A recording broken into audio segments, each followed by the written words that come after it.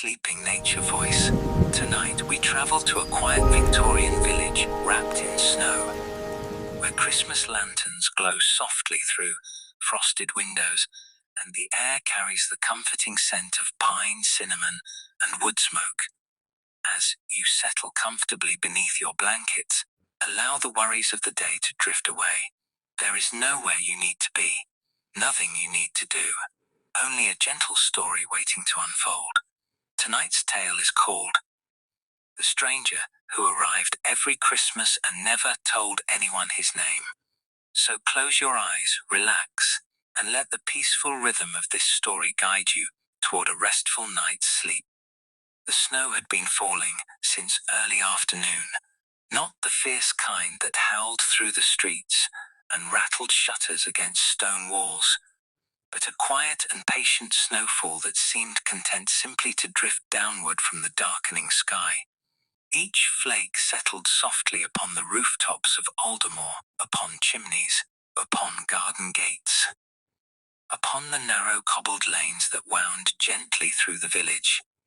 As evening approached, the entire town seemed transformed into something from a Christmas card. Golden lamplight reflected across fresh snow, smoke curled lazily from chimney tops, warm laughter drifted from cozy homes where families gathered around crackling fireplaces. Children pressed their noses against windows. Pancrants carried trays of freshly baked pies, and from the church upon the hill came the slow and comforting sound of Christmas bells. Everything felt peaceful, everything felt familiar, everything felt exactly as it should, and yet, every Christmas Eve, something unusual happened in Aldermore. Just before sunset, a stranger arrived. He came every year, always on the same day, always carrying the same weathered leather suitcase, always wearing the same dark wool coat, and always alone. No one knew where he came from. No one knew where he lived. And despite 20 years of visits, nobody knew his name. The villagers had tried asking. Many times, the baker had asked. The blacksmith had asked. The vicar had asked. Even curious children had asked. The stranger always responded with the same gentle smile. Then he would tip his hat politely and steer the conversation elsewhere. It was never rude, never secretive, simply final, as though his name belonged to another life. Over the years, the mystery became part of the village's Christmas traditions. People decorated trees, they attended church services, they exchanged gifts, and they watched for the arrival of the stranger. By now, everyone expected him. His appearance marked the true beginning of Christmas. At precisely 4 o'clock that evening, young Sarah Whitmore stood inside her father's bookshop, watching snowflakes drift beyond the glass. She was 23 years old and had spent her entire life in Aldermore. She loved books. She loved stories. And perhaps most of all, she loved mysteries. The stranger fascinated her. He always had. Every Christmas she saw him pass by the shop window. Every Christmas she wondered where he went. And every Christmas she promised herself she would uncover the truth. This year felt different. This year she intended to find answers. Outside, a horse-drawn carriage rolled slowly into the village square. The driver stopped beside the fountain. A tall man stepped down. His dark coat was dusted with snow. His suitcase looked older than many of the buildings in town. For a moment he stood quietly, looking across the square, almost as though he were greeting an old friend. Then he smiled, a small, thoughtful smile, and began walking toward the inn. Sarah watched him through the frosted glass, just as she had every Christmas before. Yet tonight, something felt different. For the first time, she noticed a sadness in his eyes, a sadness that seemed older than the snow-covered village itself. And as the church bells rang once more across Aldermore, Sarah felt certain of one thing. The stranger had not come to the village this Christmas by accident. He was returning for a reason hidden somewhere within the quiet streets of Aldermore, a reason he had carried with him for many years. And before this Christmas was over, that secret would finally begin to reveal itself. The stranger crossed the village square at an unhurried pace. Snowflakes drifted around him, catching the glow of the gas lamps as they fell. He walked as though he knew every stone beneath the snow, as though he had walked these same streets 100 times before. Perhaps he had. The sign of the Holly and Hearth Inn creaked gently in the evening breeze. The inn stood beside the square exactly where it always had, its windows glowing warmly against the gathering darkness. The innkeeper, Mr. Grayson, was already waiting by the door. He always seemed to know the precise moment the stranger would arrive. The two men exchanged a familiar nod. No surprise, no questions. Only the comfortable greeting of old acquaintances. "Good evening," said Mr. Grayson. "Good evening," replied the stranger. His voice was calm and gentle, the sort of voice that immediately made people feel at ease. "The usual room is ready." "Thank you." Mr. Grayson took the suitcase. The stranger stepped inside. And just like that, another Christmas visit had begun. Sarah watched from across the square. Her curiosity grew stronger. Something about the man felt different this year. Not different in appearance, not different in habit, different in spirit. As though he carried a heavier burden than before. The church bells rang again. Villagers hurried home through the snow. Shopkeepers closed their doors. Lanterns flickered behind curtains. Soon darkness settled fully across Aldermore. Yet the stranger did not remain at the inn. Just after 6 o'clock, he emerged once more. He carried no suitcase, no package, no umbrella, only a small lantern. Sarah had been waiting. Wrapped in a thick wool coat, she followed from a careful distance. The stranger moved quietly through the village, past the bakery, past the church, past rows of snow-covered cottages. Eventually he reached the edge of town. Few people ventured there after dark. A narrow path disappeared between ancient oak trees. The stranger turned onto it without hesitation. Sarah followed. The snow muffled every sound. The village lights faded behind them. Soon only the glow of the stranger's lantern remained visible among the trees. The path climbed gently upward. After several minutes, Sarah realized where they were going, the old cemetery. It rested upon a small hill overlooking Aldermore. Many generations of villagers lay buried there. Weathered headstones rose from the snow, like silent shadows. The stranger entered through the iron gate. Its hinges groaned softly. Sarah remained hidden among the trees. The stranger walked directly toward the far corner of the cemetery, not wandering, not searching directly. As though he had made this journey countless times, he stopped before a single grave. Then he removed his hat. The snow continued falling around him. For several moments he simply stood there, silent still, respectful. Sarah strained to see the name carved into the stone, but darkness and distance concealed it. Then something unexpected happened. The stranger reached into his coat pocket. From within, he withdrew a single white rose, fresh, perfect, impossible. No roses bloomed in winter, especially not beneath layers of snow. Yet there it was. He knelt carefully, placed the rose upon the grave, and lowered his head. Minutes passed. The cemetery remained silent except for the whisper of falling snow. At last the stranger stood. Before leaving, he spoke softly, so softly that Sarah could hear only a few words carried by the wind. "I promised." The rest vanished into the darkness. Then he turned away. A moment later he disappeared among the trees. Sarah remained frozen in place. A promise, a grave, a white rose. And now more questions than ever. After several minutes she gathered enough courage to approach. The stranger was gone. Only the fresh footprints remained. Sarah reached the grave. Snow covered most of the stone. Carefully she brushed it away. The name slowly emerged. Her breath caught.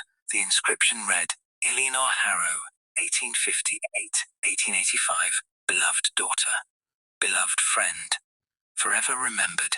Sarah stared at the weathered stone. She had never heard the name before. Not once. Not in village records. Not in family stories. Not anywhere. Yet someone had travelled to Aldermore every Christmas for 20 years to visit this grave. Someone who carried a promise through decades.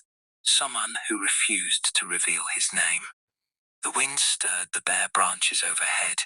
Sarah looked down at the white rose, resting against the stone.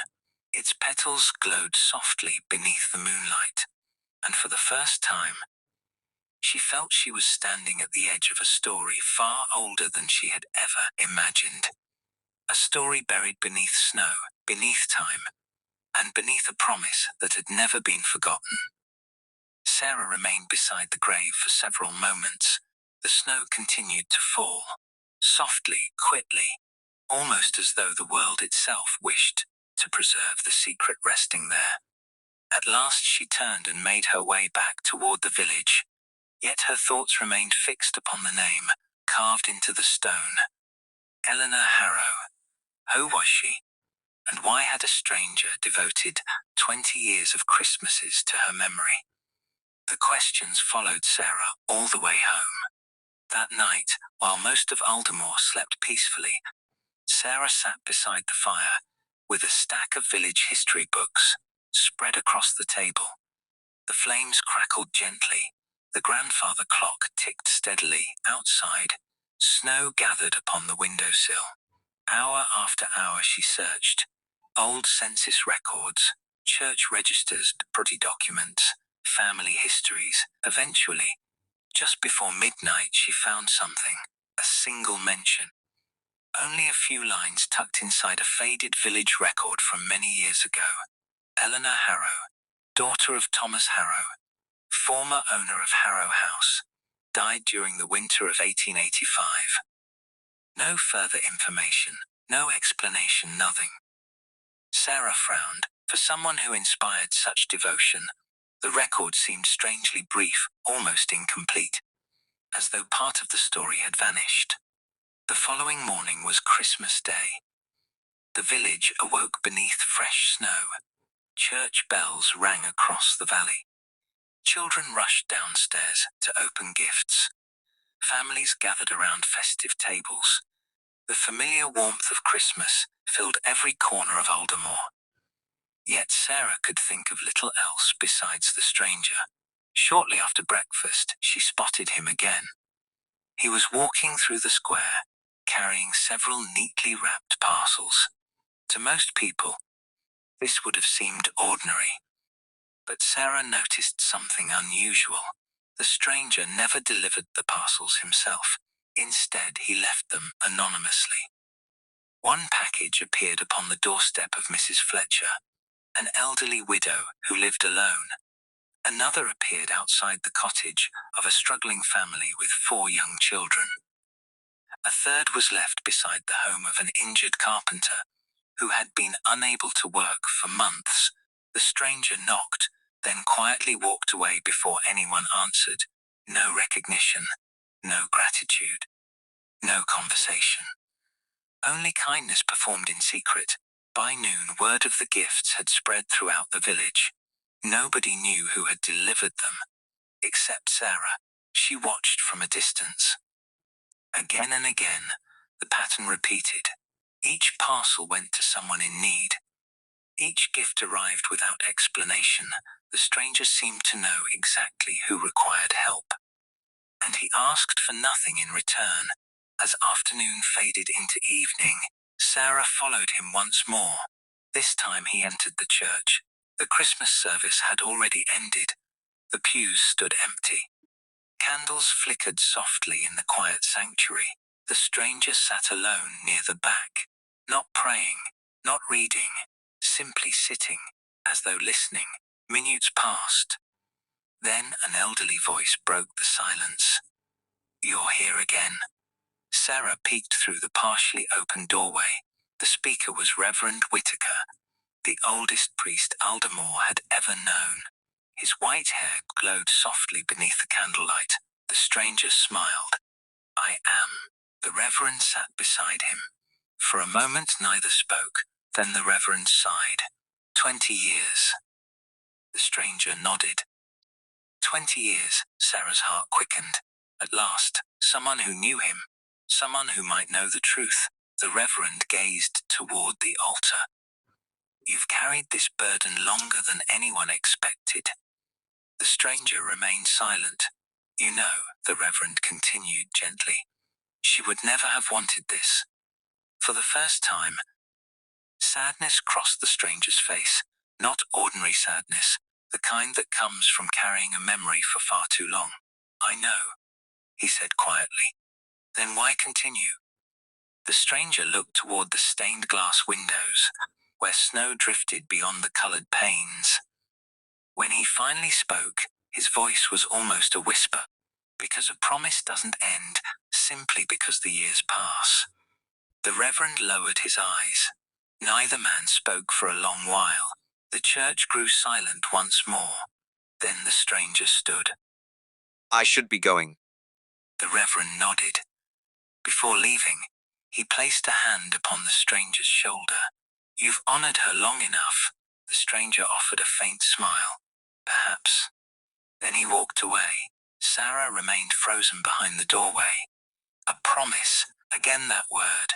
The same word she had heard in the cemetery.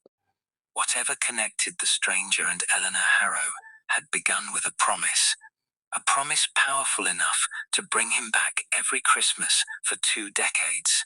A promise stronger than time itself. But as Sarah quietly stepped away from the church, another thought entered her mind. The Reverend knew far more than he had revealed, and somewhere within Aldermore, hidden beneath years of silence, lay the rest of the story. The following morning arrived beneath a sky of pale silver. Christmas Day had passed quietly. Now Aldermore rested in that peaceful space between celebrations, when decorations still hung in windows and the scent of pine lingered in every room. Most visitors had already begun their journeys home. Yet the stranger remained. Sarah noticed this immediately. For 20 years, villagers believed he always left before dawn, on the day after Christmas. But this year was different. This year, he seemed in no hurry, just after breakfast.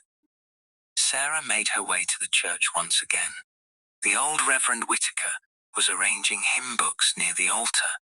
Sunlight streamed softly through stained glass windows. Dust drifted lazily through the colorful beams. The church felt warm despite the winter cold outside. The Reverend looked up as Sarah approached. A knowing smile appeared on his face. "I had a feeling you might come." Sarah hesitated. "I need to ask about the stranger." The Reverend chuckled quietly. "So does everyone eventually. You know who he is." The old man carefully placed another hymn book upon the shelf. "Perhaps, please." The Reverend studied her for a moment, then he motioned toward a nearby pew. Sarah sat. The Reverend lowered himself onto the bench beside her. For several seconds he remained silent, as though deciding how much should be said. Finally he spoke. "Do you know why some stories survive longer than others?" Sarah shook her head. "Because people continue telling them." The Reverend smiled. "Exactly." His gaze drifted toward the stained glass window above the altar. "Yet some stories survive even when nobody speaks of them." Sarah waited patiently. "Those stories survive in promises." The word again, promises. Everything seemed to return to that single word. "Who was Eleanor Harrow?" Sarah asked. The Reverend's expression softened. "A remarkable young woman." "What happened to her?" The old man folded his hands. "That story began many years before your birth." Outside, church bells echoed faintly across the village. The Reverend listened for a moment before continuing. Eleanor was kind in a way that made other people wish to be kinder. Sarah smiled slightly. She could almost picture her. She taught children to read, the Reverend continued, visited the sick, helped struggling families, and somehow managed to remember everyone's birthday. A faint laugh escaped him. Even mine. Sarah found herself wishing she had known her. Everyone loved her. Almost everyone. The Reverend's eyes grew distant. She had a gift for making people feel seen. The church fell quiet. What about the stranger? Sarah asked. The Reverend looked toward her. For a brief moment, she thought he might finally reveal everything. Instead, he sighed. The stranger knew Eleanor. How well? The Reverend smiled sadly. Well enough to spend 20 years keeping a promise. Before Sarah could ask another question, the church door opened. Cold winter air swept inside. Both turned. A man entered carrying a small wooden box, the stranger. He paused when he noticed Sarah. A look of surprise crossed his face. Then it disappeared. The Reverend stood. Good morning. Good morning. The stranger approached slowly. The wooden box remained tucked beneath his arm. It appeared old, very old. The wood was dark with age. Its brass corners had been polished by decades of use. Sarah could not stop looking at it. The stranger noticed. A faint smile appeared. This old thing? Sarah nodded. It looks important. It is. His answer came softly, almost affectionately. The Reverend seemed to recognize the box immediately. You still carry it. I always will. For a moment, neither man spoke. The silence suggested years of shared understanding. Sarah's curiosity intensified. What is inside? The stranger looked down at the box. His fingers rested gently upon the lid. Then he answered. Memories. Something about the way he said the word made Sarah believe him completely. Not photographs, not possessions. Memories. The stranger glanced toward the stained glass windows. Snowflakes drifted beyond the colorful glass. The village remained peaceful, yet timeless. I should visit Harrow House before sunset, he said. The Reverend nodded. Of course. Sarah's heart skipped. Harrow House. The same family name, the same name carved upon Eleanor's grave. The stranger gave a polite nod, then turned and left. The church door closed behind him. The moment he was gone, Sarah stood. Harrow House? The Reverend smiled knowingly. It has been abandoned for nearly 40 years. Where is it? Beyond the eastern woods. Sarah was already reaching for her coat. The Reverend laughed softly. Curiosity is a powerful thing. Sarah paused. Should I go? The old man looked toward the closed church door, then toward the falling snow outside. Finally he nodded. Perhaps it is time someone remembered the rest of the story. And with those words, Sarah stepped out into the winter afternoon. Far beyond the village, hidden among snow-covered trees, an abandoned house waited silently beneath the falling snow.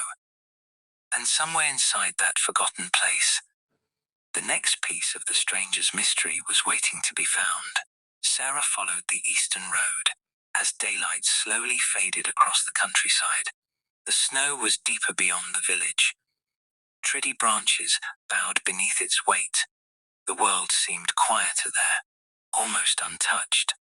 Ahead, the stranger's footprints marked a winding path through the woods. Sarah followed carefully.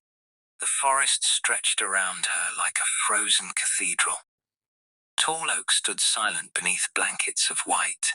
The occasional call of a distant crow echoed through the stillness. After nearly half an hour of walking, she finally saw it, Harrow House. It stood upon a gentle rise overlooking the valley. Even abandoned, it possessed a quiet elegance. Its stone walls remained sturdy. Its tall windows reflected the pale winter sky. Snow covered the roof and gathered along the edges of the porch, a once grand home now forgotten by time. Sarah stopped behind a cluster of trees. The stranger stood near the front gate. He did not enter immediately. Instead, he gazed at the house for a long moment, almost as though he were seeing ghosts.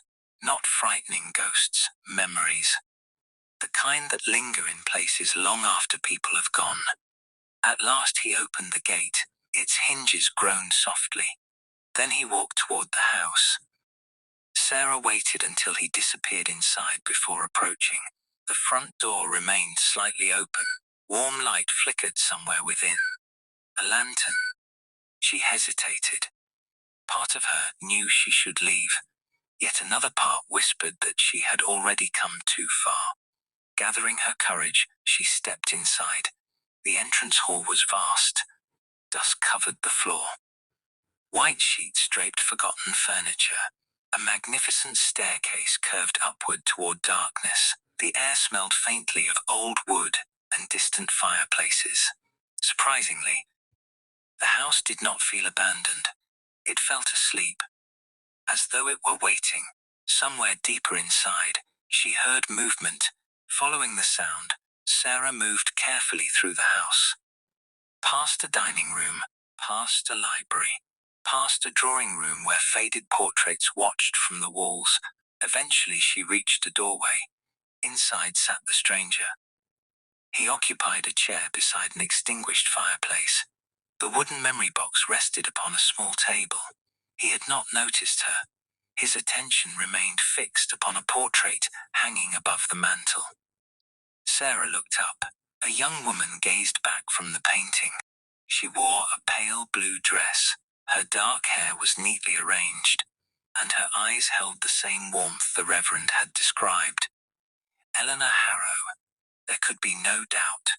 The stranger slowly opened the wooden box. Inside were dozens of carefully preserved letters, bundles tied with ribbons, yellowed photographs, pressed flowers, small keepsakes collected across a lifetime, objects treasured beyond measure. His fingers moved gently over them, as though each carried its own memory. Sarah remained hidden in the doorway. She felt as though she had stepped into someone's private heart. Then the stranger removed a single envelope. Unlike the others, it appeared unopened. Its seal remained intact despite the passing years. The stranger stared at it. A sadness entered his eyes. Not sudden sadness, ancient sadness, the kind carried for decades. At last he spoke, though nobody was supposed to hear. I still haven't opened it. His voice barely rose above a whisper. Sarah froze. The stranger looked toward Eleanor's portrait. A faint smile touched his face. You always did enjoy keeping secrets. The room fell silent. Snow drifted against the windows. The old house creaked softly. For several moments the stranger simply sat there. Then he continued speaking, as though Eleanor herself were listening. I promised I would wait. His fingers tightened around the envelope. And I have. Sarah's heartbeat quickened. Wait for what? Why keep a letter sealed for so many years? The stranger lowered his eyes. The years passed more quickly than I expected. A sad chuckle escaped him. I suppose they always do. He looked older in that moment, not because of age, because of memory. Because some wounds never completely leave us. Then something unexpected happened. A floorboard creaked beneath Sarah's foot. The sound echoed through the room. The stranger immediately turned. Their eyes met for a brief second. Neither spoke. Sarah felt her face grow warm. She had been discovered, to her surprise. The stranger did not seem angry, nor startled. Instead, he looked almost amused. I wondered how long it would take. Sarah blinked. You knew I noticed you following me yesterday. A gentle smile appeared. And today, embarrassment flooded her face. I'm sorry. There is no need. The stranger carefully closed the wooden box. His expression remained kind. You are curious. Sarah nodded. Very. The stranger glanced toward Eleanor's portrait, then back toward Sarah. For a moment she thought he might finally send her away. Instead, he did something entirely unexpected. He gestured toward the chair opposite him. "Sit." Sarah hesitated, then slowly entered the room. As she sat down, snow continued falling beyond the windows of Harrow House. The daylight faded, shadows lengthened, and for the first time in 20 years, the Christmas stranger seemed ready to tell someone part of his story. The stranger settled back into his chair. For a few moments, neither he nor Sarah spoke. The old house seemed to breathe around them. Wind brushed gently against the windows. The fading daylight painted long shadows across the room. At last, the stranger looked toward the portrait above the fireplace. Eleanor loved this room. His voice was quiet, warm, the kind of voice that belonged to someone remembering a place long gone. Sarah followed his gaze. The portrait seemed almost alive in the lantern light. "What was she like?" Sarah asked softly. The stranger smiled, a genuine smile. Perhaps the first truly happy expression Sarah had seen from him. She believed every problem could be solved with tea. Sarah laughed. The stranger chuckled. And if tea failed, she believed a fresh loaf of bread would help. For a brief moment, the years seemed to fall away from him. She never walked past someone in need. His eyes remained fixed on the portrait. Not once. The room grew quiet again. Sarah sensed he was remembering, not simply facts, moments, entire days preserved inside his heart. She used to leave food on doorsteps during winter. A smile touched his lips, but she never wanted anyone to know it was her. Sarah immediately thought of the anonymous Christmas gifts. The stranger noticed her expression. "Yes," he nodded. "I learned that habit from her." Outside, snowflakes drifted past the windows. The sky beyond them was darkening rapidly. The stranger folded his hands. For a long moment he said nothing. Then he spoke again. "We were young." His voice carried a sadness now, a softness. The sort of young age when you believe life will last forever. Sarah listened carefully. "We spent entire afternoons walking through the village." He smiled faintly. "Talking about books, dreams, places we hope to see someday." The lantern flickered beside them. Its glow danced across the old walls.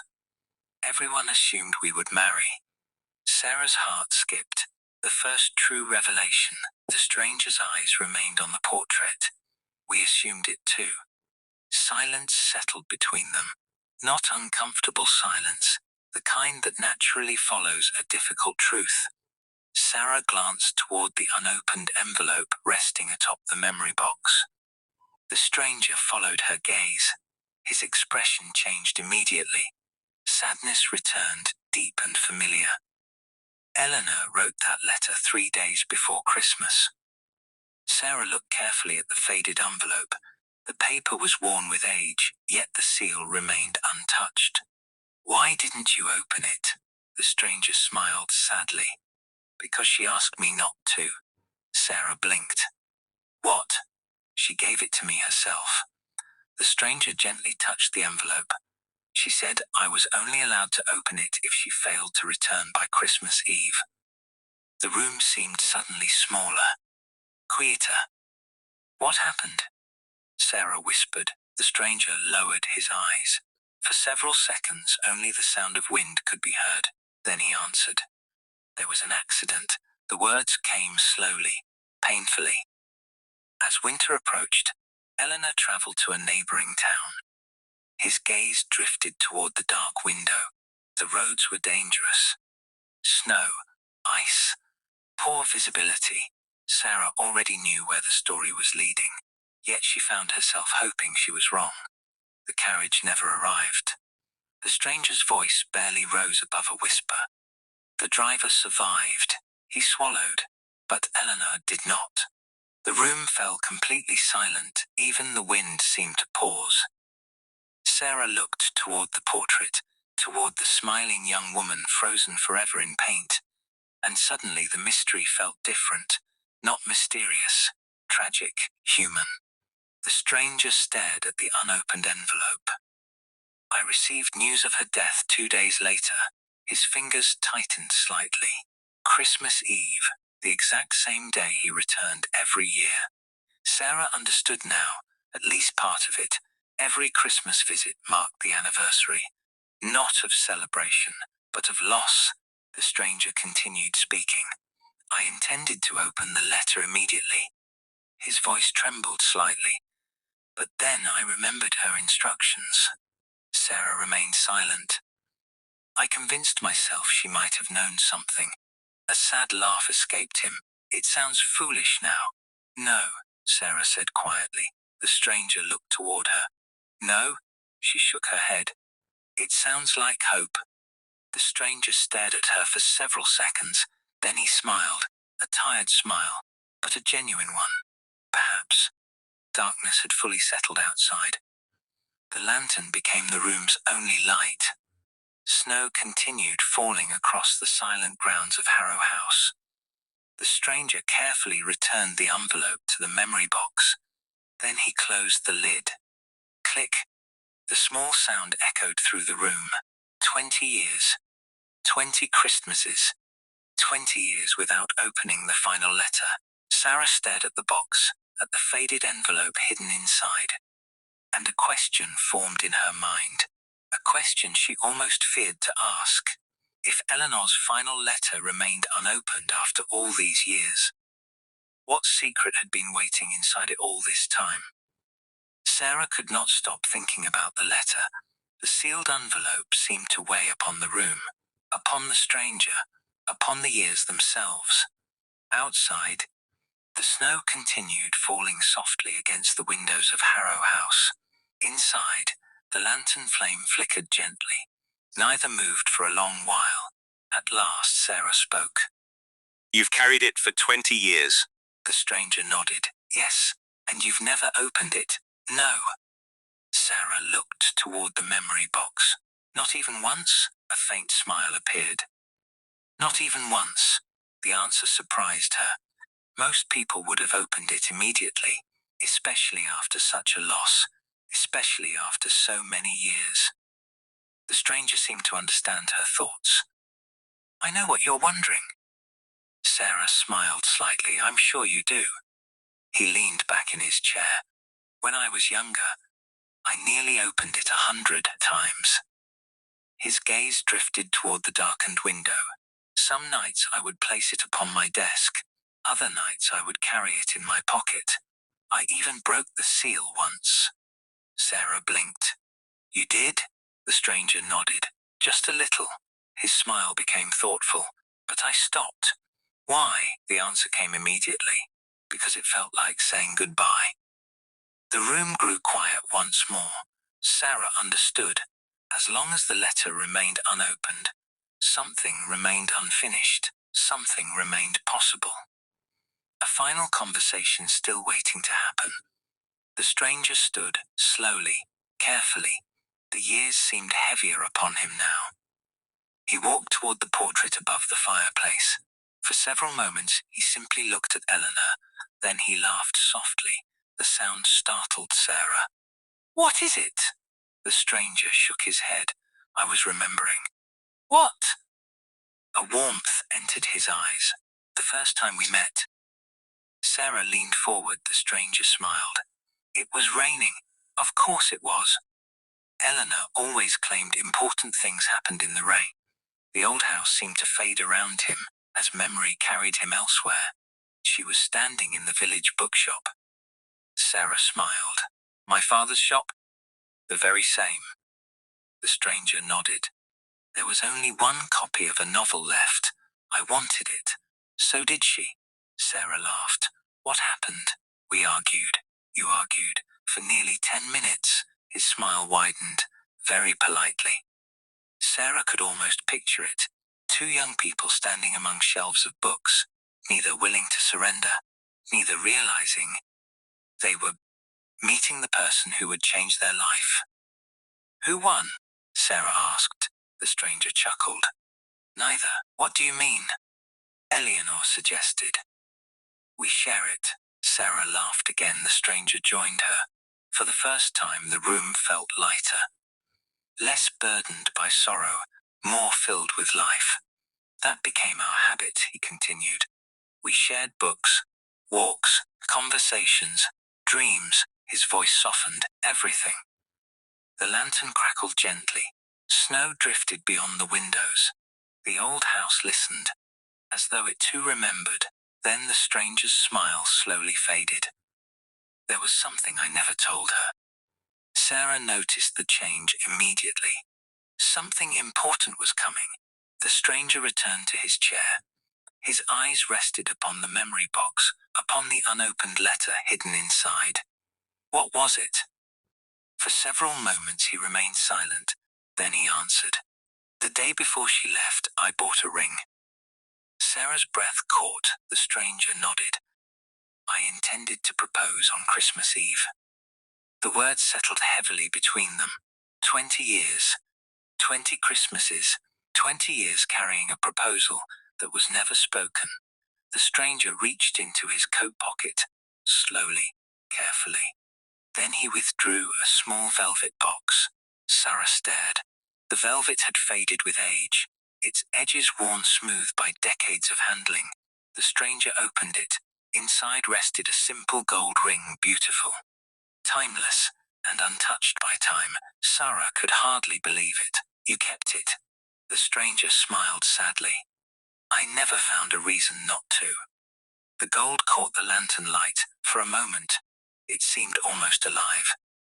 The stranger looked down at it. I carried it every Christmas. His voice became little more than a whisper. Just as I carried the letter. Outside, wind moved softly through the trees. Inside, the old house remained still. Then something unexpected happened. A sound echoed from somewhere upstairs.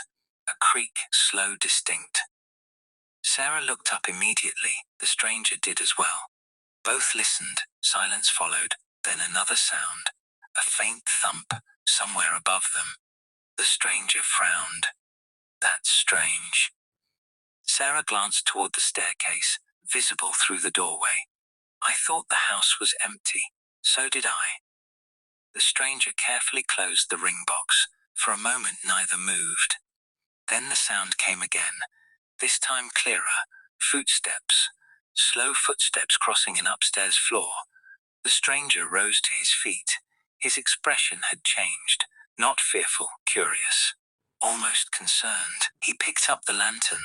The golden light danced across the walls. Then he looked towards Sarah. I think, he said quietly, it's time we discovered what else this house has been keeping hidden all these years. The stranger lifted the lantern. Its warm glow pushed back the shadows gathering within the old house. Sarah rose from her chair. The footsteps above had stopped, yet both of them knew they had heard them. The sound had been unmistakable. Someone or something had moved across the upper floor. The stranger walked toward the doorway. Sarah followed closely behind. Together they entered the grand entrance hall. The staircase curved upward into darkness. Dust covered the banister.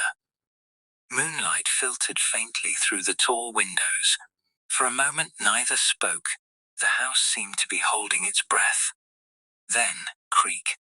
A floorboard groaned somewhere above. The stranger raised the lantern higher. Stay close. Sarah nodded.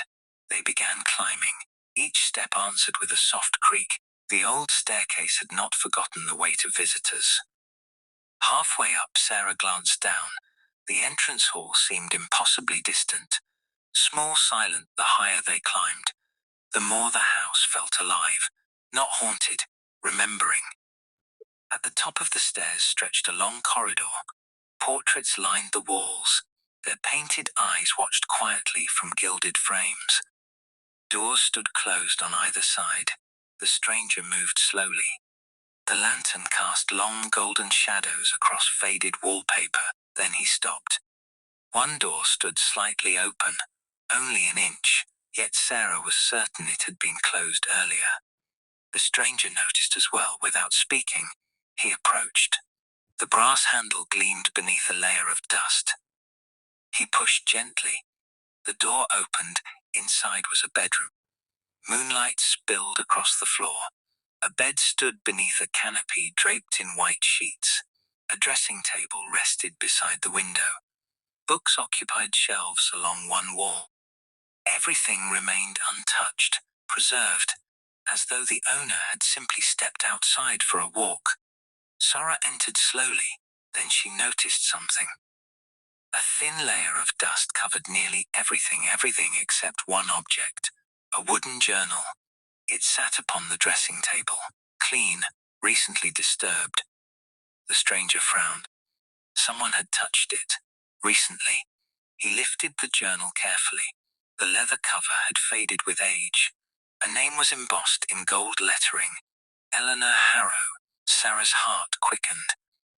The stranger stared at the journal. For several seconds he simply held it. Then he opened the cover.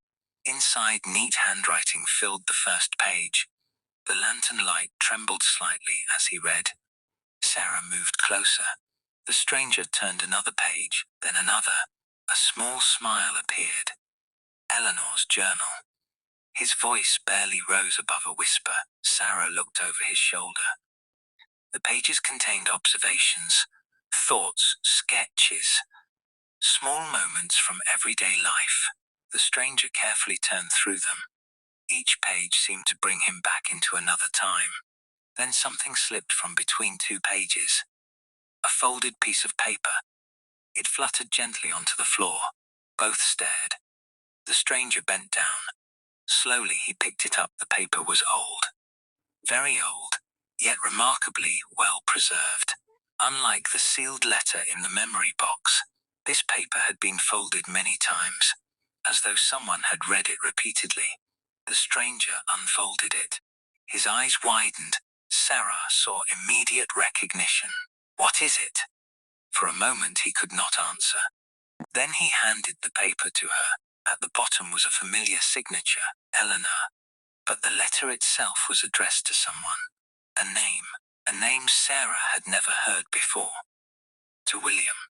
The stranger froze. Sarah looked up. His face had gone pale. "You knew him?"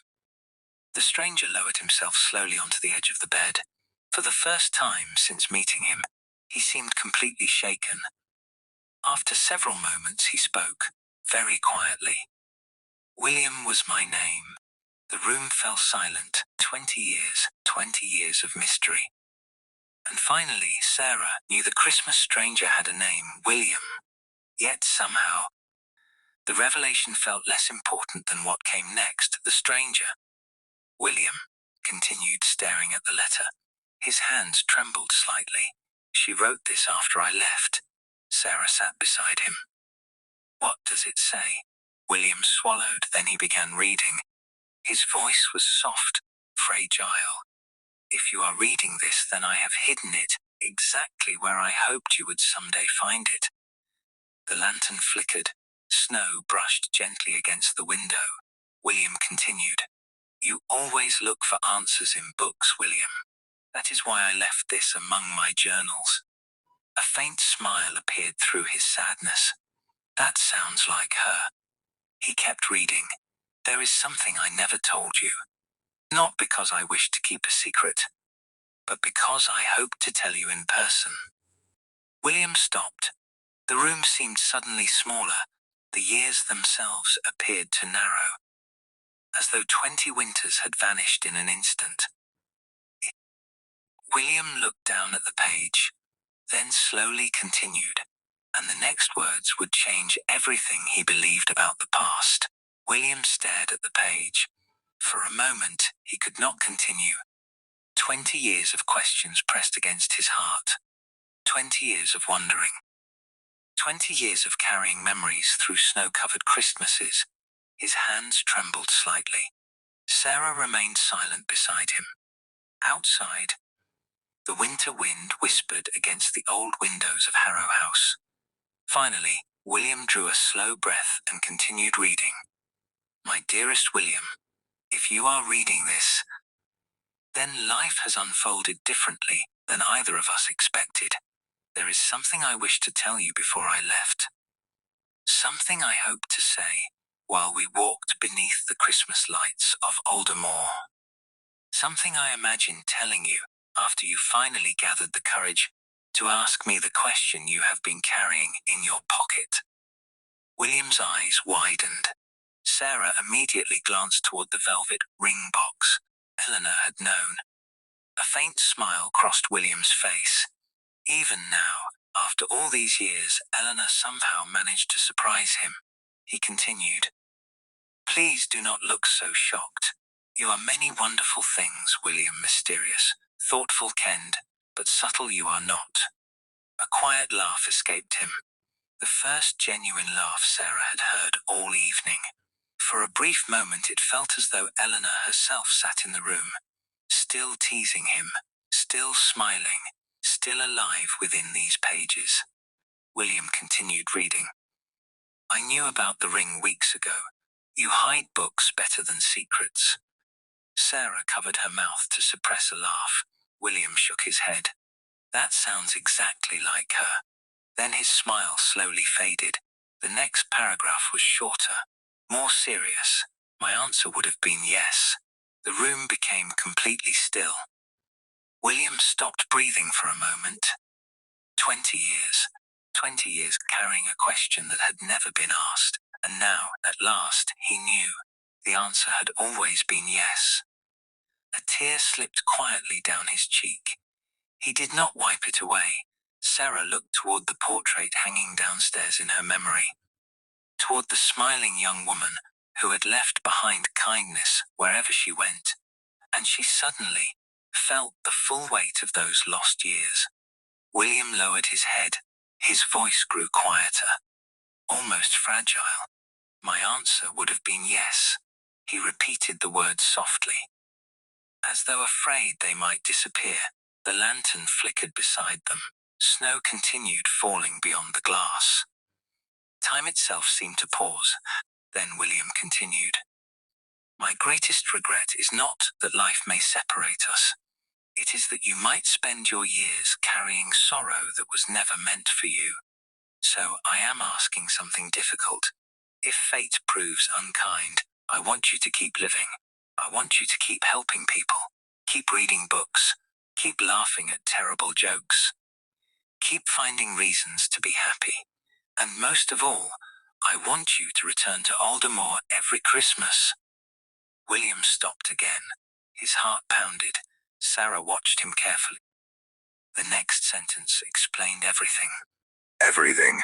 I want you to visit this house each Christmas because I have hidden something here for you. A gift, one gift every year. For as long as there are gifts remaining. And when you discover the final one, you must finally let me go." Silence. William stared at the page. Sarah stared at him. Neither spoke. At last, Sarah whispered, "A gift every year." William looked around the room, the old bedroom, the shelves, the furniture, the forgotten corners hidden beneath decades of dust. Suddenly, the footsteps, the journal, the hidden letter, everything felt connected, as though the house itself had been guiding them. William turned the page. A small map had been sketched upon the back, still hand-drawn. It pointed toward a loose panel beneath the bedroom window. Sarah immediately stood the stranger. William rose as well. Together they crossed the room. The wooden panel sat beneath the windowsill. At first glance it appeared ordinary, but closer inspection revealed faint scratches around its edges. Someone had opened it before. Long ago, William knelt, carefully, slowly. His fingers found the hidden seam. A gentle pull. The panel shifted. Dust drifted into the air. Behind it lay a small compartment, and inside rested a tiny wooden box, no larger than a book. William stared. His hands shook. 20 years, 20 Christmases. And somehow he had never discovered it. Sarah smiled softly. Eleanor's first gift. William carefully lifted the box. A small tag remained attached. In Eleanor's handwriting were 4 simple words. For Christmas 1885. The very first Christmas after her death, the first gift, the first message. The first piece of a journey that had somehow waited patiently for 2 decades. William looked at the box, then at the journal, then toward the falling snow beyond the window. For the first time in many years, hope appeared in his eyes. Not the hope of changing the past. That was impossible. But the hope of finally understanding it. And somewhere deep within Harrow House, hidden among forgotten rooms and buried memories, more gifts were still waiting to be found. William held the small wooden box carefully. The tag attached to it fluttered slightly, as cold air drifted through a crack in the window frame. For Christmas 1885, his fingers lingered over Eleanor's handwriting. The familiar curves of each letter, the same handwriting he had not seen in 2 decades. Sarah waited quietly, neither wished to rush the moment. At last, William opened the box. Inside rested a folded sheet of paper, nothing else, no jewelry, no keepsake. Only a letter. He unfolded it slowly. The paper crackled softly with age. Then he began reading. My dear William, if you have found this, then I have succeeded. I hoped you would return. Not once, not twice, but every Christmas. You see, I knew something about you long before you knew it yourself. You are loyal beyond reason. William smiled through tears. That sounded exactly like Eleanor. The letter continued. You would never abandon a promise, which is why I knew you would come back, year after year, no matter how many winters passed. The old house creaked softly around them. Almost approvingly, William continued. This first gift is not meant to answer questions. It is meant to remind you of something important. You gave me far more happiness than you ever realized. Sarah noticed William lower the page slightly. His eyes had become glassy. Outside, snow drifted peacefully across the grounds. The world felt impossibly quiet. The letter continued. I know what you will do after I am gone. You will blame yourself. You will wonder whether things could have been different. Whether another road might have changed fate. Whether another choice might have kept me here. William closed his eyes. Because she was right. For 20 years she had been right. Every Christmas, every journey, every visit to the cemetery. Part of him had carried that burden. The burden of what if. Eleanor's words continued. So let me save you 20 years of unnecessary sorrow. Nothing was your fault. The room became completely silent. Even Sarah felt those words settle deeply. Nothing was your fault. William stared at the page. For years he had needed to hear those words. And now they had arrived 2 decades late. Yet somehow exactly when he needed them most.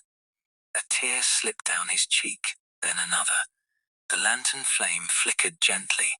He continued reading. Enjoy Christmas, William Law, when you can help others when you can. And when next Christmas arrives, return here. There will be another gift waiting. Until then, remember this. You were loved. Always. The letter ended there. No grand revelation. No hidden mystery. Just kindness. Pure kindness. William folded the page carefully. Neither he nor Sarah spoke for several moments. Eventually Sarah smiled. She knew you very well. William laughed quietly. Far too well. The sadness in his eyes had softened, not vanished, but changed. Like snow melting beneath sunlight, then Sarah looked around the room. If that was the first gift, William nodded. There must be more. They searched until late into the evening. The map inside the journal contained small clues. Tiny notes Eleanor had left behind. Each clue pointed toward another part of the house. A hidden shelf, a loose floorboard, a forgotten drawer. The first few discoveries revealed small treasures. A pressed flower, a favorite photograph, a tiny silver bookmark, each accompanied by a short note written in Eleanor's hand, each carrying a memory, each preserving a piece of their shared life. As the hours passed, William found himself smiling more often, sometimes laughing, sometimes telling Sarah stories inspired by each discovery. The house no longer felt abandoned. It felt alive, filled with echoes of joy. Near midnight they reached the library. Thousands of books lined towering shelves. Dust covered nearly everything. The room smelled faintly of leather and old paper. William paused. A strange expression crossed his face. "What is it?" Sarah asked. He pointed toward the fireplace. Above it hung a painting, a landscape, nothing unusual, except that it hung slightly crooked. Sarah approached. So William smiled. Eleanor hated crooked paintings. Together they lifted it from the wall. Behind it they found another hidden compartment, and inside rested a second box. Unlike the first, this one carried a different tag. William brushed away the dust. His breath caught the tag read, "For Christmas, 1886. Sarah stared. Then another realization struck. If Eleanor had prepared a gift for every Christmas, there could be 20 of them. Perhaps more waiting patiently throughout Harrow House, waiting through decades of silence. Waiting for William to finally find them. The old house had not been keeping one secret. It had been keeping an entire lifetime of them. And somewhere among those hidden gifts lay the final message Eleanor had intended him to receive. William carefully lifted the second box from the hidden compartment. Dust swirled through the lantern light. The tag attached to it read, "For Christmas, 1886. 1 year after the first gift. 1 year after Eleanor's death. And yet somehow she had planned this. Planned years into the future. Planned for a man she believed would be returning. A man she knew better than he knew himself." William sat beside the library fireplace and opened the box. Inside was another folded letter, along with something else, a small brass key. Its surface had darkened with age. Sarah leaned closer. "A key?" William nodded slowly. The letter explained, "My dear William, if you are reading this, then another Christmas has found you. That makes me very happy. This year's gift is not a memory. It is a challenge. You always enjoyed solving puzzles. So I have hidden something important, somewhere in this house. The key will help you find it. Do not worry if you fail today. There is always next Christmas. You were never very patient." William laughed quietly. Sarah smiled. Even after death, Eleanor seemed determined to tease him. The letter continued, "Look where the morning sun arrives first." The note ended there. Nothing more. William turned the brass key over in his hands. "Morning sun?" Sarah glanced around the library. "What do you think it means?" William stood. The eastern side of the house. The two spent the next hour exploring. Hallways, bedrooms, store-drawn rooms, forgotten corners untouched for decades. Eventually they reached a small sitting room overlooking the eastern gardens. Moonlight poured through tall windows. Against one wall stood a narrow writing desk. Its lock matched the brass key perfectly. William inserted the key. A soft click echoed through the room. The drawer slid open. Inside rested a single object, a leather-bound notebook. On the cover, Eleanor had written, "Things I never wanted you to forget." William opened it carefully. Inside were pages filled with memories. Simple things, small things. The kinds of moments people often lose over time. The first snowfall they watched together. The day William accidentally spilled tea over an entire stack of books. The afternoon they became lost in the woods and laughed for hours trying to find their way home. Every page preserves something beautiful, something ordinary, something precious. Sarah watched quietly as William turned page after page. The sadness that had followed him for 20 years seemed lighter now. Not gone, but softened, as though Eleanor had anticipated every wound time might create, and had left medicine behind. Hours passed. The lantern burned lower. Snow continued falling outside. At last Sarah looked at one of the dates written inside the notebook, then another, and another. Something felt strange. William. Sarah pointed toward the dates. These entries continue for years. William frowned. Then he examined them more closely. 1886, 1887, 1887, 1889. His eyes widened. That's impossible. Sarah nodded. Eleanor had died in 1885, yet the notebook contained notes written years afterward. William turned pages rapidly. The handwriting remained the same.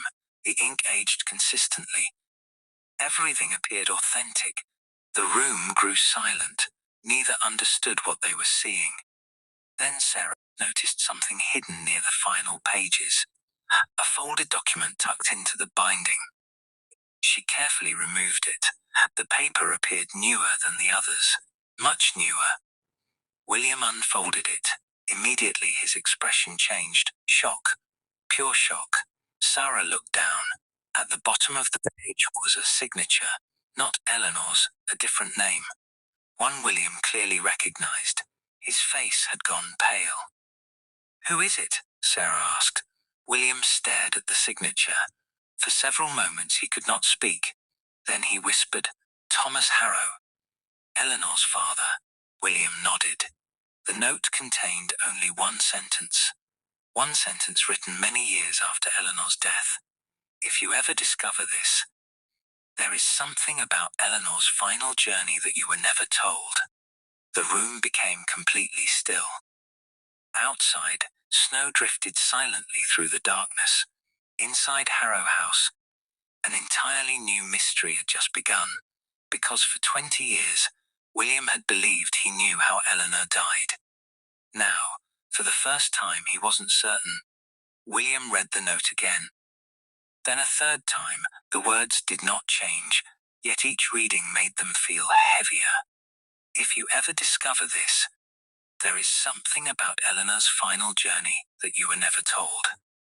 For 20 years he had believed the story was simple. A tragic accident, a winter road, a carriage overturned in the snow, a young woman lost too soon. Painful, but understandable.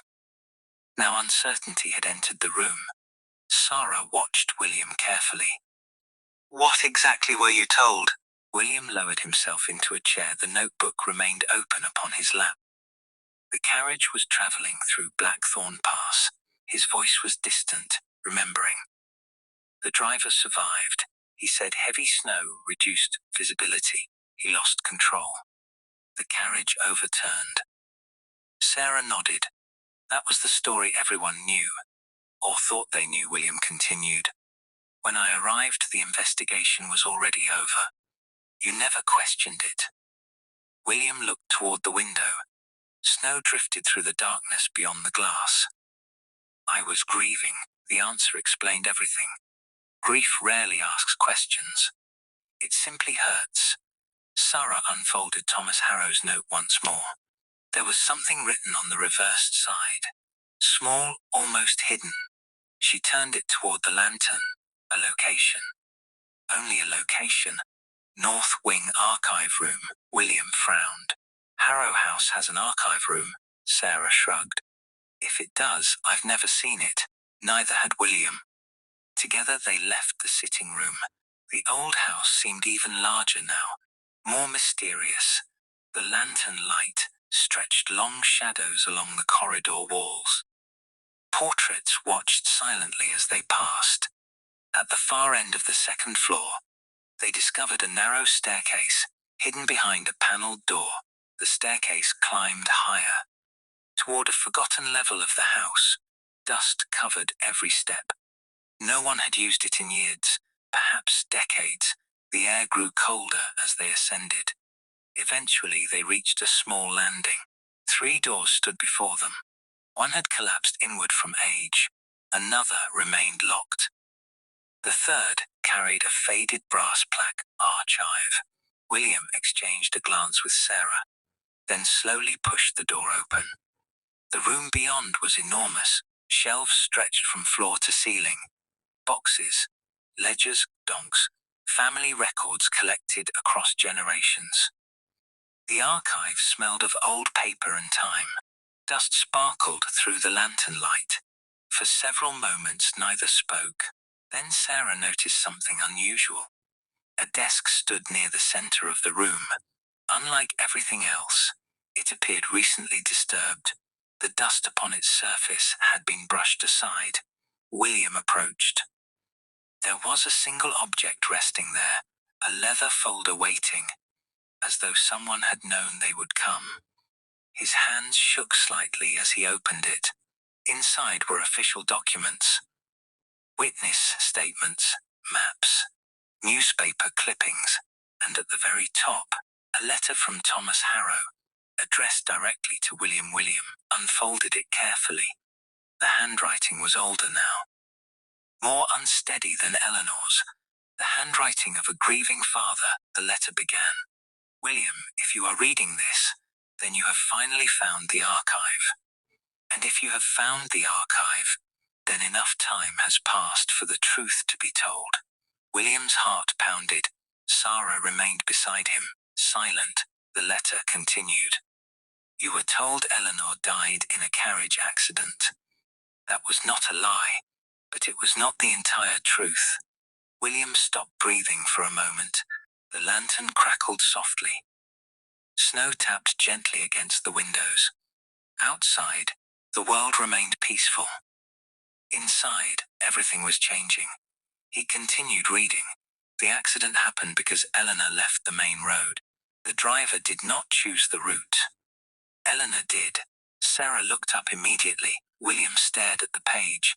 Confused, Thomas's words continued. She left the road because she believed someone needed help. A shepherd had reported seeing a traveler stranded near the pass. Eleanor insisted on searching. The driver argued against it. The weather was worsening. Vivi's was poor.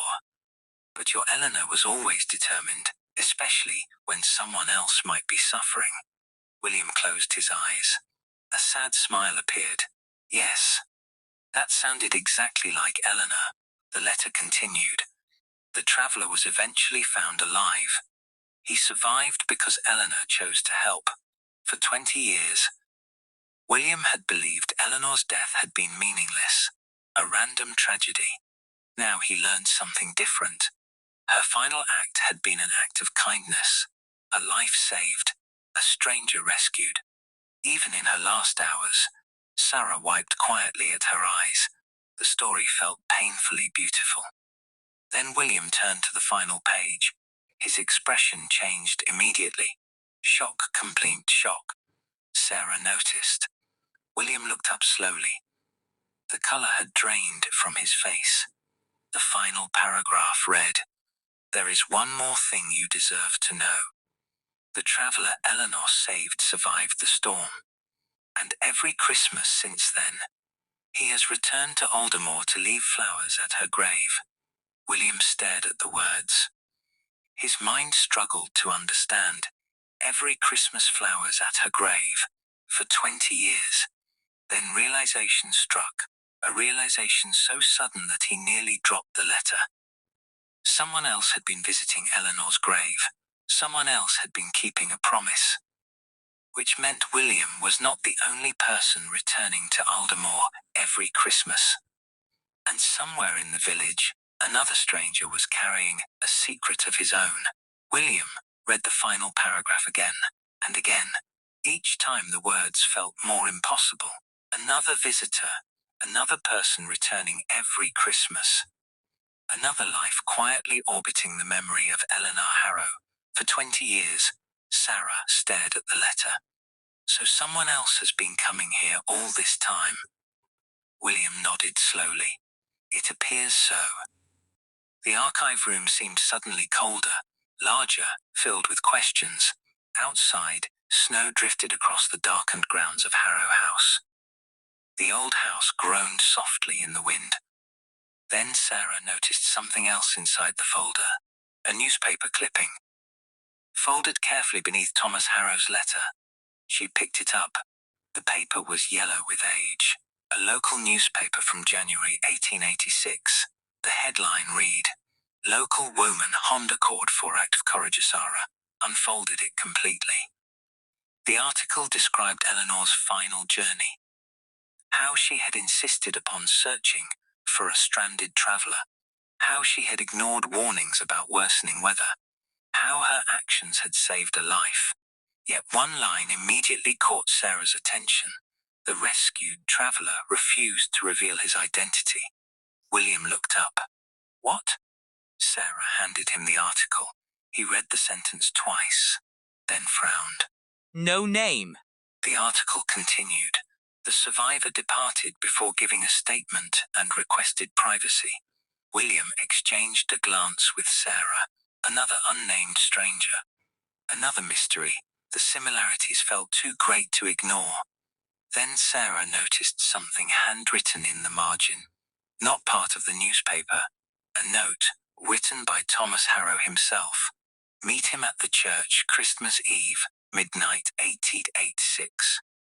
William stared at the note, his pulse quickened. Thomas met him, Sarah nodded, and apparently learned who he was. The archive suddenly felt very quiet. A thought occurred to William. If Thomas learned his identity. Sarah finished the sentence, then he may have written it down somewhere. The two began searching immediately. Boxes, ledgers, folders, records in after hour. The archive seemed endless. At last, Sarah discovered a narrow drawer hidden beneath the desk. Inside rested a leather-bound journal. Thomas Harrow's personal journal. William carefully opened it. The entries covered many years. Most concerned village matters. Family affairs. Business records. Nothing unusual. Then they reached Christmas Eve, 1886. Both leaned closer. Thomas's handwriting filled the page. "Tonight I met the traveler, the one Eleanor saved. He came exactly as promised. Snow tapped softly against the windows." William continued reading. "He placed flowers upon Eleanor's grave. Then we spoke for several hours. I finally learned why he refuses to reveal his name." Sarah's breath caught. At last, the answer. William turned the page. The next line read, "His story is not mine to tell. If he wishes to remain anonymous, I shall honor that wish." Sarah groaned softly. William laughed despite himself. Even now, after all these years, the mystery remained. But then another sentence appeared. One far more important. "I believe Eleanor's kindness changed his life forever. And I believe he intends to spend the rest of his life repaying a debt he feels can never truly be repaid." William fell silent. Something about those words felt familiar, painfully familiar.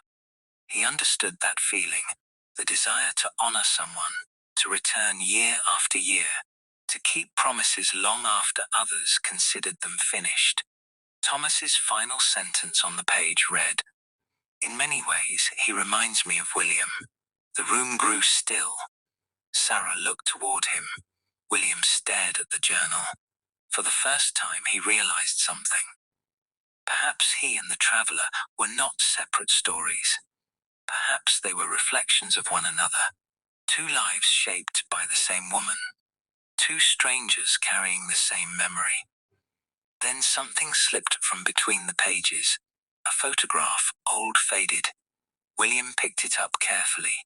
The image showed Eleanor standing in the garden behind Harrow House. She was smiling. Beside her stood Thomas, and beside Thomas stood another man, a young man. Sarah squinted. "Is that you?"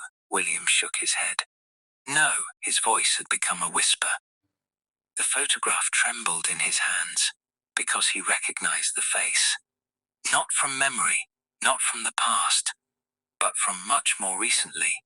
The man in the photograph was elderly now, yet William had seen him only yesterday, standing in Aldermore, watching the church bells ring. The man in the photograph was Reverend Whitaker, and suddenly, William understood.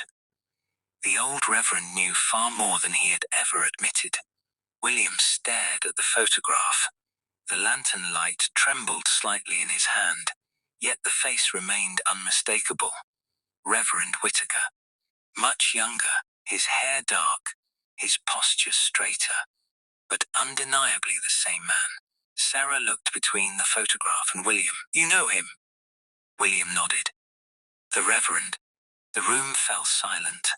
For 20 years, Reverend Whitaker had spoken with him every Christmas. For 20 years, he had offered quiet words of comfort. For 20 years, he had acted as though he knew only part of the story. Now William wasn't so sure.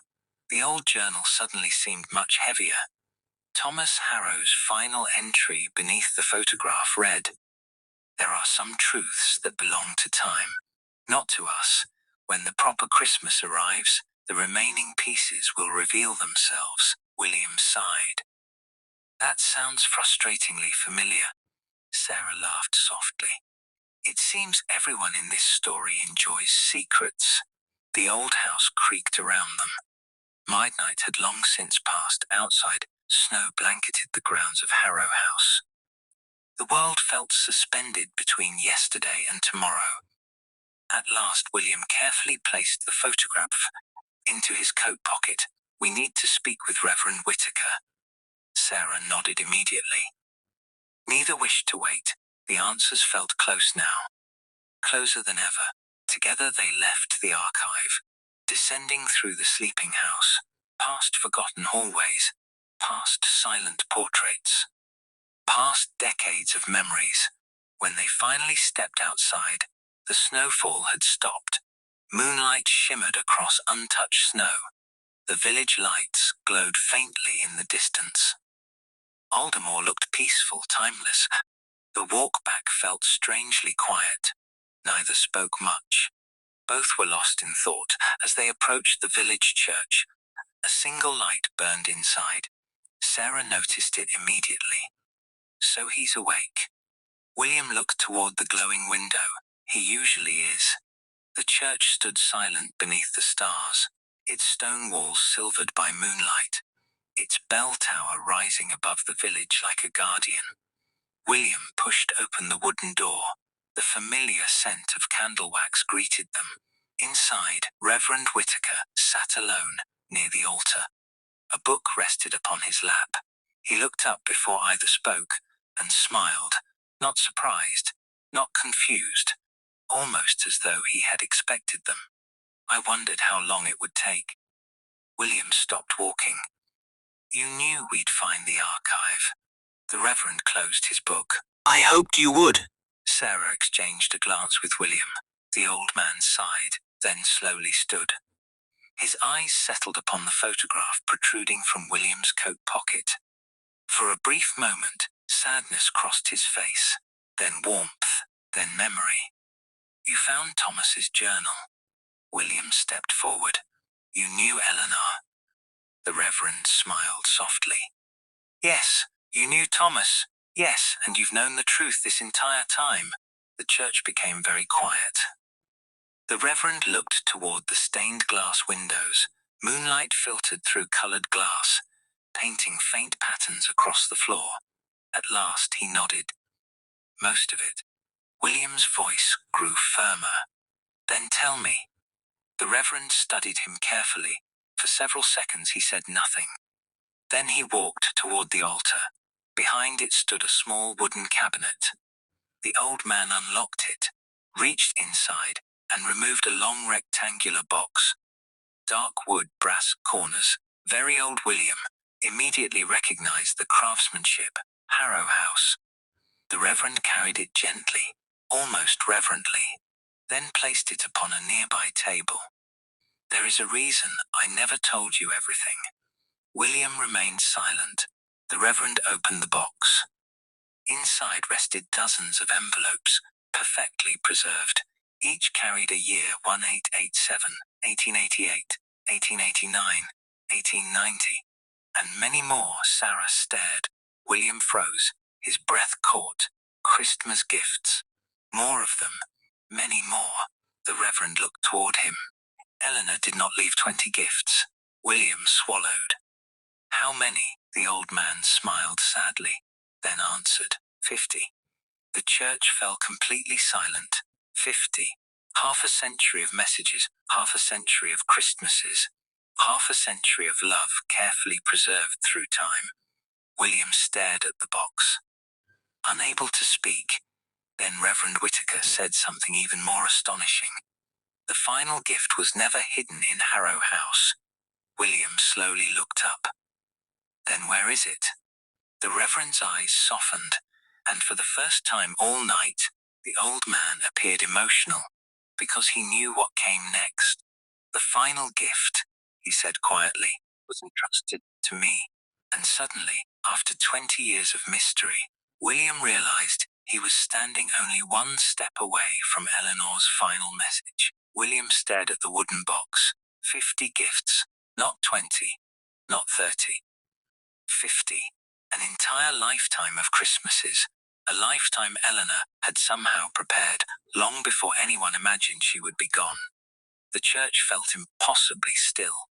The candles flickered softly. Moonlight spilled through stained glass windows. And somewhere beyond the walls, Aldermore slept peacefully beneath its blanket of snow. William slowly approached the table. His eyes never left the box. The final gift, his voice barely rose above a whisper. The one you kept. Reverend Whitaker nodded. Yes.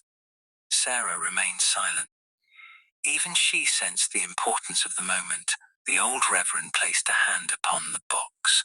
For several seconds he simply stood there, remembering. Then he spoke. 3 weeks before her journey, Eleanor came to see me. William listened carefully. Every word mattered now. She asked whether I believed people could leave light behind after they were gone. The Reverend smiled faintly. I told her it was exactly what good people do. His eyes grew distant. She seemed pleased by the answer. The church grew quiet again, then he continued. Before she left, she entrusted this final gift to me. William looked toward the box. His heart was pounding.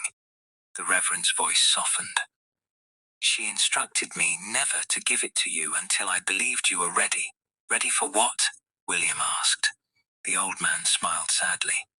To stop looking backward. The words struck William harder than he expected, because for 20 years he had done exactly that.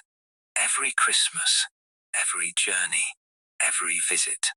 He had been looking backward toward memories, toward loss, toward the life that never happened. The Reverend opened the box completely. Inside rested a single envelope. Unlike the others, it carried no year, no date, no instructions. Only one word written across the front. William. Nothing more. The sight of Eleanor's handwriting nearly brought him to tears. The Reverend carefully lifted the envelope, then placed it into William's hands. For a moment, nobody spoke. 20 years, 20 Christmases, 20 years of waiting.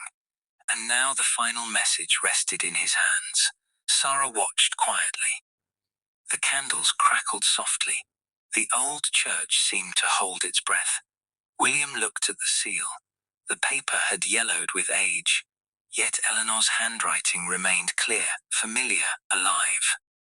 His fingers trembled. Then, very carefully, he opened the envelope. Inside was a single letter, several pages long. William unfolded the first page and began to read. My dearest William, if you are holding this letter, then something wonderful has happened. You finally stopped searching for me and started listening to me. A tear rolled down William's cheek. He continued. You spent too much of your life believing this story was about loss. It never was. The church remained silent. Even the wind outside seemed to pause. William read on. This story was never about the years we lost. It was about the years we were given. His vision blurred slightly. He wiped his eyes and continued. You always measured life by how long things lasted. I never did. I measured life by how deeply it was lived. Sarah quietly lowered her eyes. The words felt almost sacred. William continued reading. We laughed, we dreamed, we loved, and for me that was enough. The old church glowed softly around them. The candles, the moonlight, the quiet. Everything felt suspended in time. Then William reached the final page, the page Eleanor had intended him to read after all these years, after all these Christmases, after all this waiting. His hands shook. He read slowly. I have one final request. After you finish reading this letter, stop returning for me, return for yourself. A fresh tear slipped down his cheek. The words continued. Visit Aldermore because it makes you happy. Help people because it makes you happy. Write books because it makes you happy.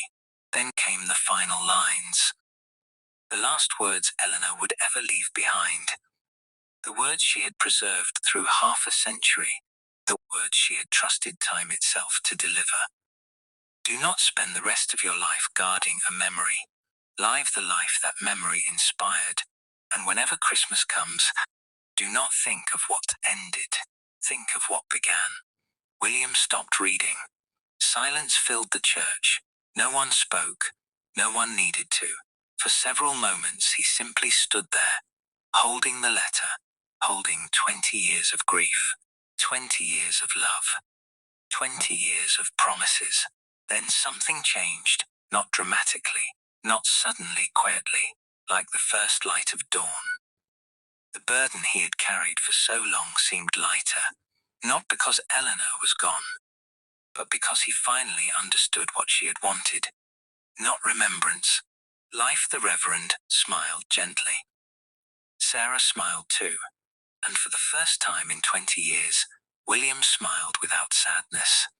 Outside, the first rays of morning were beginning to touch the snow-covered rooftops of Aldermore.